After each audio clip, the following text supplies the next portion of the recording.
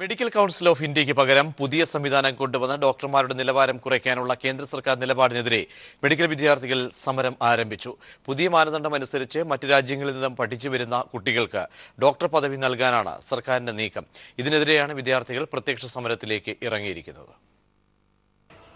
Medical council of ഇന്ത്യയുടെ മാനദണ്ഡങ്ങൾ പാലിച്ച് ഡോക്ടറായി പുറത്തുവരുന്ന വിദ്യാർത്ഥികളെ വീണ്ടും പരീക്ഷയിലൂടെ പരീക്ഷിക്കാനുള്ള കേന്ദ്ര സർക്കാരിൻ്റെ നീക്കത്തിനെതിരെയാണ് സംസ്ഥാനത്തെ മെഡിക്കൽ വിദ്യാർത്ഥികൾ സമരം ആരംഭിച്ചിരിക്കുന്നത്.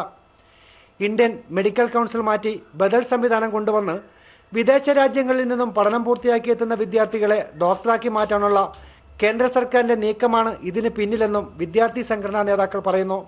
ആ എക്സാമുകളിൽ നിന്ന് 15, 20, 30% ആൾക്കാർ മാത്രമേ പാസ്സായിട്ടുള്ളൂ. അത് കൂടുതൽ ആൾക്കാർ പാസ്സാകുന്നില്ല. അപ്പോൾ അവരെയും കൂടി ഇതിലേക്ക് കൊണ്ടുവരാൻ കൂടിയാണ് എന്നാണ് പറയപ്പെടുന്നത്. വിദ്യാർത്ഥികൾക്ക് പഠന ഗവേഷണങ്ങളുടെ അടിസ്ഥാന സൗകര്യങ്ങൾ മെച്ചപ്പെടുത്തുന്നതിന് പകരം ഡോക്ടർ പദവി നേടിയിട്ടുള്ള വിദ്യാർത്ഥികളെ വീണ്ടും പരീക്ഷയിലേക്ക് തള്ളിവിടുന്നത് നിലവിലുള്ള സാഹചര്യത്തിൽ ആശുപത്രികളുടെ പ്രവർത്തനത്തെ പ്രതികൂലമായി ബാധിക്കുമെന്നും ഇവർ പറയുന്നു.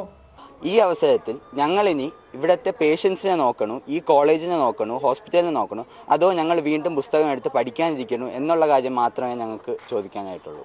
4.5 വർഷത്തെ മെഡിക്കൽ വിദ്യാഭ്യാസ പഠനത്തിനും 1 വർഷത്തെ പ്രായോഗിക പരിശീലനത്തിനും ശേഷം രോഗിയെ ചികിത്സിക്കുന്നതിനും കേന്ദ്രീകൃത ദേശീയ പരീക്ഷയിൽ വിജയിക്കണമെന്നത് തികച്ചും അനീതിയാണെന്നും വിദ്യാർത്ഥികൾ ചൂണ്ടിക്കാട്ടുന്നു. രാജ്യത്തെ മികച്ച മെഡിക്കൽ വിദ്യാഭ്യാസ സ്ഥാപനങ്ങളുടെയും സർവകലാശാലകളെയും അവഹേളിക്കാനാണ് സർക്കാർ ശ്രമിക്കുന്നതെന്നും വിദ്യാർത്ഥി സംഘടനകൾ ആരോപിക്കുന്നു.